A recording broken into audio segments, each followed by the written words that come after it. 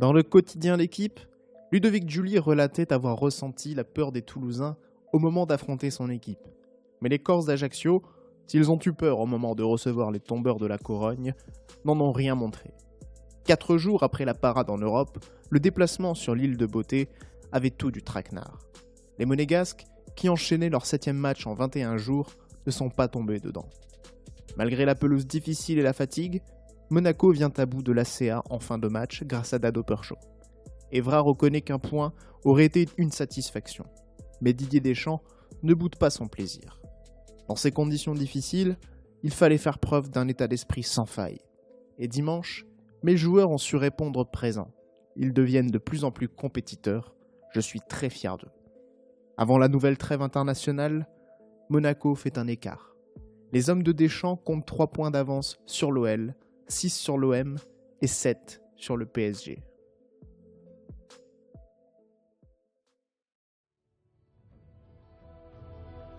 Ils vont profiter de la trêve internationale pour recharger les accus et repartir pied au plancher. Face à Lens, Monaco va de nouveau réaliser une belle performance sur le pré. Il faut néanmoins attendre l'heure de jeu pour que la différence se fasse. D'un ciseau acrobatique, Giuly inscrit un but qui restera dans toutes les mémoires. Bernardi peut-être, Bernardi qui cherche à Adebayor, un petit peu d'au but, centre de Roten avec Giuly. Oh qu'il est beau ce but de Ludovic Giuly, la fantastique reprise de volée et la joie aussi démonstrative de Giuly que de Jérôme Roten, complètement à l'extrémité.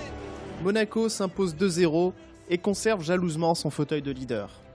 3 jours plus tard, les coéquipiers de Morientes remettent le couvert en Ligue des Champions.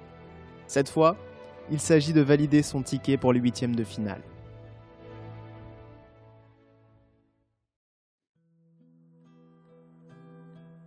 Au stade Louis II, le PSV Eindhoven ne se présente pas en victime expiatoire. Il confisque le ballon et met régulièrement l'ASM en danger. Au début, nous avions laissé au PSV le monopole du ballon parce que nous n'étions pas dans le rythme, mais nous avons bien réagi tactiquement, analyse Bernardi. La lumière jaillit une fois de plus de l'inévitable Morientes. Monaco maîtrise, mais ne parvient pas à accentuer son avance au cours d'une rencontre surtout marquée de l'empreinte de l'arbitre.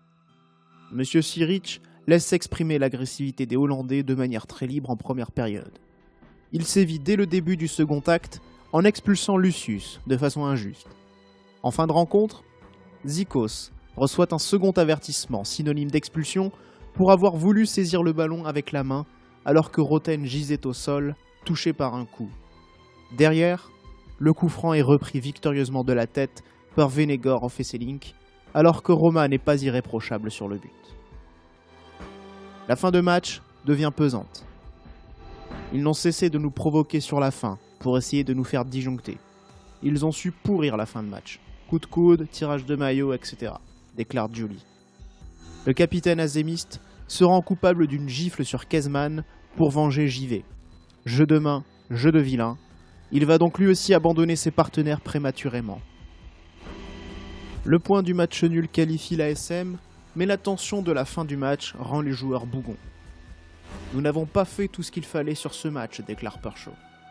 Le PSV nous a créé beaucoup de problèmes, a su provoquer des décalages et nous avons beaucoup couru dans le vide après le ballon. Et ils nous ont intelligemment provoqués, c'est tout. Il ne fallait pas chercher à répondre à l'adversaire. Déjà que nous étions à 10, c'est trop important dans ce genre de rencontre.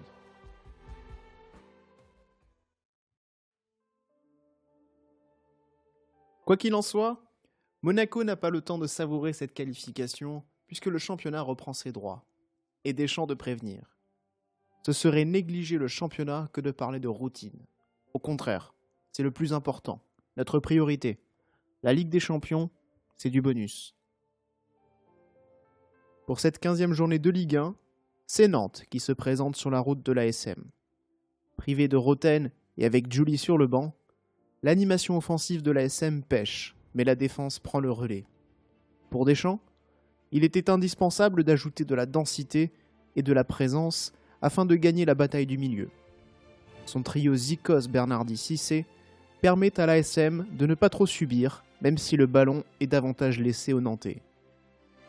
Mais comme un symbole, c'est une frappe des 20 mètres de Bernardi qui offre un succès précieux aux siens. Lyon, de son côté, est défait à Rennes et Monaco prend le large. 6 points séparent désormais les deux rivaux. 6 points qui ne seront pas de trop pour l'ASM qui doit se préparer au dernier gros choc de l'année civile face à Marseille. Invaincu en championnat depuis la 2e journée, JV veut surtout oublier le match lâché par Deschamps en Coupe de la Ligue. Certes, le coach avait aligné une équipe jeune, mais j'ai encore gardé le résultat en travers de la gorge. Les Marseillais ne nous avaient pas trop pris de haut, mais je n'avais pas apprécié qu'ils disent en coulisses « Oh, avec cette équipe-là en face, on risque pas grand-chose. » Je voudrais leur faire regretter ou réparer cet écart de parole. Cette fois, cela va être du sérieux. Monaco va s'imposer en véritable patron et JV obtenir réparation. Si Mido douche l'ASM en ouvrant le score juste avant la pause, le jeu au sol huilé des joueurs princiers ne laisse que peu planer le doute sur l'issue de la rencontre. En seconde période, Monaco fait sa loi et Schillaci permet de revenir à hauteur. Dans un slalom dont il a le secret, Giuli donne la victoire à Monaco, sans contestation possible. En ce qui concerne le titre de champion de France, reconnaît Alain Perrin, il faut être réaliste et constater la différence importante qu'il existe aujourd'hui entre Monaco et Marseille. Cette différence, elle se chiffre à 12 points. Dans cet interminable marathon de la fin d'année, il faut fermer la parenthèse de la Ligue des Champions correctement. Monaco a obtenu son ticket face au PSV Eindhoven, mais n'a pas sécurisé la première place du groupe. Même si cela ressemble davantage à une cerise sur le gâteau par rapport aux objectifs du début de saison, la suite de la compétition peut en être foncièrement différente. Sans être étincelant et privé de Roma, Zikos, Roten et Giuli, le club princier obtient la première place avec un terne 0-0 sur la pelouse de l'AEK en bénéficiant de la défaite du Deportivo dans l'autre rencontre du groupe. En février, ils iront s'enfoncer dans l'hiver russe pour y affronter le Lokomotiv Moscou. Le 14 décembre, Monaco passe un cap symbolique dans sa saison. La réception de Strasbourg et la victoire 2-0 grâce à un doublé de Perchaud offrent à l'ASM le titre honorifique de champion d'automne avant même la 19e journée et avec un match en moins. Si la manière n'y est pas toujours, à l'image de la première mi-temps difficile face à des Strasbourgeois offensifs, Monaco s'est puisé dans ses réserves pour aller chercher la victoire. Et la série en cours est pour le moins impressionnante. 15 rencontres sans défaite en Ligue 1 et 6 victoires consécutives. C'est bien anecdotique, fait remarquer Deschamps, mais c'est bien. Nous apprécions parce qu'il y a eu énormément de débauche d'énergie pour accomplir cette série de 15 matchs impressionnants, exceptionnels, avec très peu de résultats nuls. Tenus en échec à Bastia, les Lyonnais montent au créneau par l'intermédiaire de Jean-Michel Aulas, qui la joue prophète. Quand on a 8 points d'avance sur l'OL, on se fait rattraper. On coiffera Monaco sur le fil. Une déclaration qui ne manque pas d'aplomb, et qui pourrait faire sourire, mais elle démontre au moins une chose. Lyon n'abdiquera pas sans avoir lutté. Les Monégasques sont prévenus. Cela ne les empêche pas d'aller se casser les dents à Rennes. Seulement 14e, les Rennais ont déjà fait chuter Lyon et font partie des 4 équipes encore invaincues à domicile. Et comme pour annoncer 2004, Monaco se prend les pieds dans le tapis. L'envie de faire taire toutes les bouches qui veulent nous voir perdre chaque semaine, Dixit Roten, ne suffit pas. Les jambes sont lourdes et Monaco manque d'essence. Rennes joue regroupé et procède en contre. Bien qu'ayant la maîtrise du ballon, les coéquipiers de Roten voient la réussite les fuir. Rennes s'impose sur la plus petite des marges. Pour l'ASM, cette défaite ne saurait faire oublier les performances de ces derniers mois. Avec 7 points d'avance, les hommes de Deschamps peuvent voir venir et ses supporters sont optimistes.